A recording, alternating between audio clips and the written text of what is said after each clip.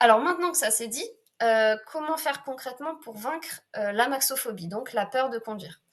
Alors, bah, il y a les thérapies déjà bien sûr, et notamment la TCC, la thérapie comportementale et cognitive qui est vraiment tout à fait adaptée pour cette situation-là, notamment sur le volet, thérapie par exposition progressive où, bah, très concrètement on va, étape par étape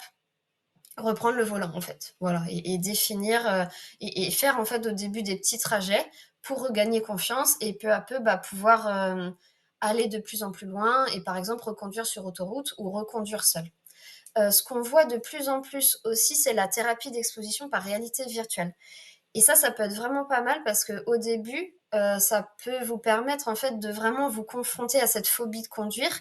mais dans un environnement qui est totalement sécurisé. C'est-à-dire que vraiment, bah, là, vous pouvez pas causer d'accident, il peut rien se passer, en fait, à part le fait d'angoisser. Mais du coup, vous pouvez vraiment travailler là-dessus,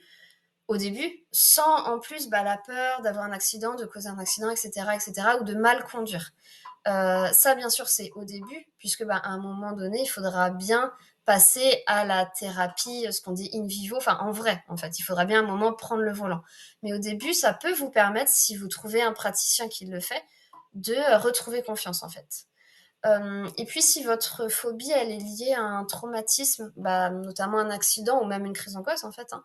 le MDR, c'est très efficace pour, en fait, permettre au cerveau de digérer l'événement, digérer ce qui s'est passé et du coup faire en sorte que quand vous reprenez le volant, la charge émotionnelle, elle soit moins forte, en fait et que du coup, bah, ça soit plus simple.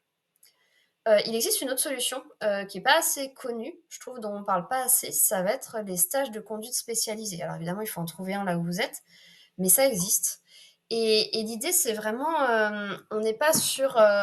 quand on apprend à conduire typiquement, là, c'est vraiment ça va être spécialisé et adapté à vos besoins par rapport à l'anxiété de conduire, en fait. Donc on peut, par exemple, commencer par conduire sur, un parking, par exemple, là où il y a moins de risques et puis, bah, évoluer progressivement vers des situations plus complexes et être vraiment entouré